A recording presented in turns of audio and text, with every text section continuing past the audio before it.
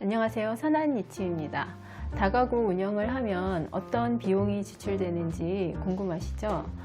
첫 번째로는 고정 지출되는 비용과 또 비정기적으로 지출되는 비용이 있는데요. 첫 번째로 고정 지출되는 비용에 대해서 알아보도록 하겠습니다.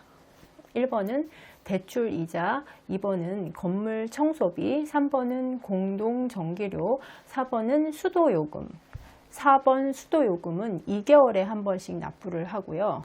5번은 인터넷 유선 비용이고요. 6번은 소유자의 건강보험과 국민연금입니다.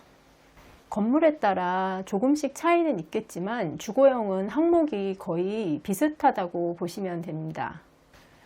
두 번째로는 비정기적 지출입니다. 1번 정화조 청소 연 1회입니다. 2번 각종 수리비용, 3번 중개수수료, 4번 보유세금, 재산세, 종합소득세 등이 있고요. 5번으로는 건물 화재보험료 등이 있습니다. 일단 항목만 열거해 보았는데요. 실제로 지출되는 비용이 어느 정도인지 살펴보도록 하겠습니다. 먼저 매달 고정 지출 비용을 보겠습니다. 첫 번째가 대출 이자인데요. 가장 큰 비율로 지출이 되는 항목입니다. 제 경우에는 3.7%의 이율로 대출을 받았는데요. 월 100만 원 정도의 금액이 나갑니다. 두 번째로는 건물 청소 비용입니다. 건물주가 건물에 상주하지 않는 경우에는 대부분 이 비용이 지출되는데요. 개인이나 업체를 써서 건물의 분리수거나 쓰레기, 음식물 쓰레기 등을 치우는 업무를 맡기게 됩니다.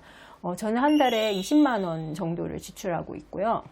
이 비용의 책정은 건물의 세대수에 따라서 정해지게 됩니다.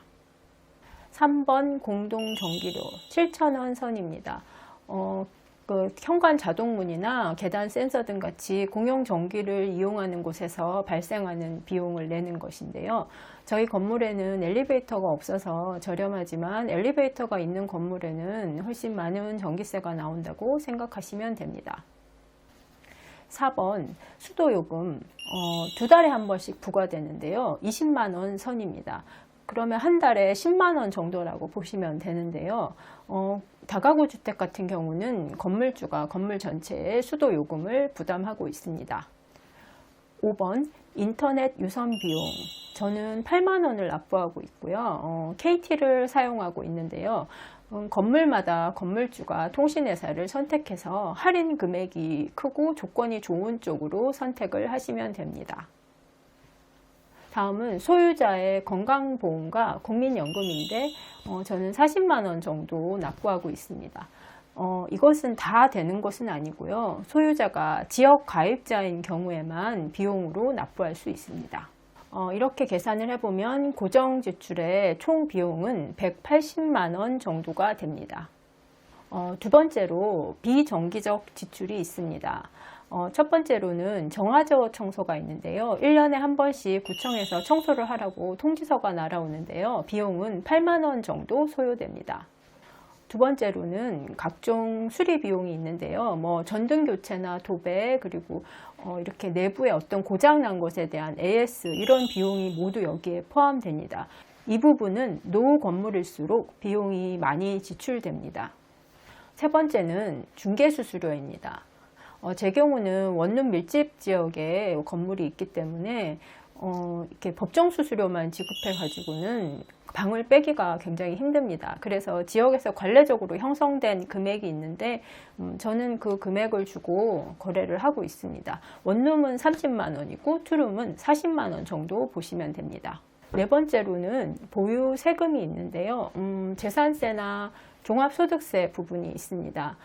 제 경우에는 작년에 7월에 건물분 재산세를 40만 원 납부했고 9월에 토지분 40만 원을 납부했더라고요. 종합소득세는 타 소득이 있는 경우에 합산과세가 됩니다. 저희 집도 남편의 근로소득과 합산과세되어서 높은 세금을 부담하고 있습니다. 이 부분에서 개인차가 크게 나기 매입 시기를 잘 조절해서 하시는 것이 좋을 것 같습니다. 다섯 번째로는 건물 화재 보험료입니다.